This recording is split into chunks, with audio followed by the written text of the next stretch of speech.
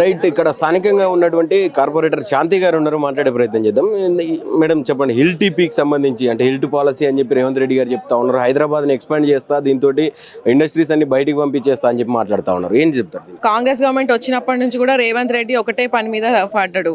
ఏంది అంటే భూములను ఎట్లా కబ్జా చేయాలి, ఎట్లా వాటిని అమ్మి డబ్బులు ఎట్లా చేసుకోవాలని చెప్పి అదే పాలసీలు తెస్తున్నాడు తప్పితే ప్రజలకు ఉపయోగపడే పాలసీ ఒక్కటి కూడా తేవట్లేదు.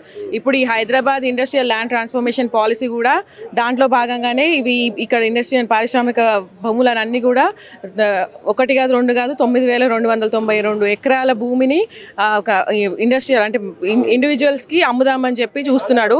ఇక్కడ జిహెచ్ఎంసీలో మేము కమిషనర్స్ కానీ మేయర్లను అందరినీ కూడా మేము ప్రజల కోసం గవర్నమెంట్ స్థలాలలో పార్కులు లేకపోతే గ్రేవ్ యార్డ్స్కి, కమ్యూనిటీ హాల్స్కి వీటన్నిటికీ స్థలాలు ఇవ్వమని చెప్తే స్థలాలు లేవంటున్నారు. మరి ఇట్లాంటి స్థలాలని ప్రజలకు ఉపయోగపడే విధిగా మాకు ఉపయోగిస్తే మేము చాలా సంతోషపడతాం.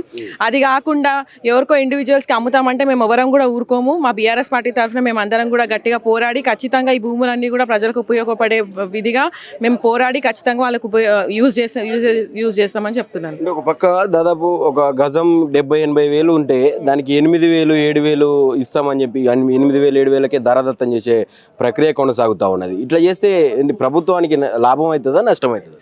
ప్రభుత్వానికి ఖచ్చితంగా నష్టమే అవుతుంది. కానీ ఆయన ఏంటంటే అందుకే ప్రభుత్వానికి ఉపయోగపడే ఏ పని కూడా చేస్తలేడు కాబట్టి ఇది ఇండివిజువల్స్కి అమ్ముతున్నాడు కాబట్టి ఆ వచ్చిన డబ్బులు ఆయన ప్రజలకి ఉపయోగిస్తలేడు. అది ఇండివిజువల్కి వస్తుంది కాబట్టి ఆయన సొంత లాభం కోసమే ఇది అన్ని కూడా చేస్తున్నాడు. ఎందుకంటే ఢిల్లీకి అన్ని మూటలు కట్టి పంపిస్తుంటాడు.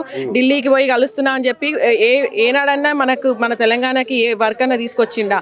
ప్రతిసారి ఢిల్లీకి పోయి మూటలు అప్పచెప్పడం తప్పితే ఇంకే పని కూడా చేయట్లేదు. ఈ 2 సంవత్సరాలలో 6 గ్యారంటీలు పోయినాయి, 420 హామీలు అన్నీ మర్చిపోయాడు. కానీ ఈ ల్యాండ్ కబ్జాలు మాత్రం అన్ని ఎప్పుడు కూడా మరుస్తలేడు.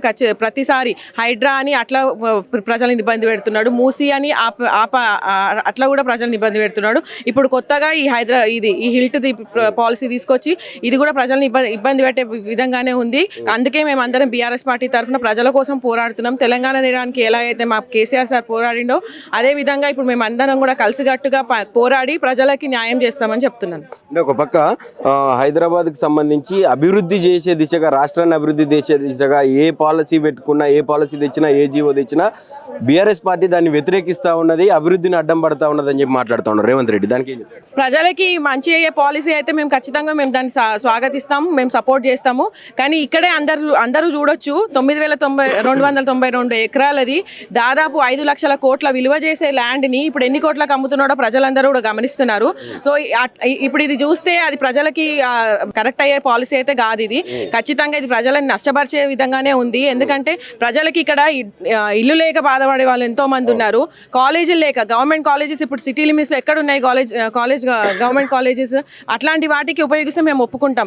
అందులో ఇంకా మేము మొత్తం కూడా ఇమ్మని చెప్పట్లేదు. సగం మీరు దానికి వాడుకోండి, సగం ప్రజల కోసం యూజ్ చేస్తే మేము ఖచ్చితంగా మేము సపోర్ట్ చేస్తాం.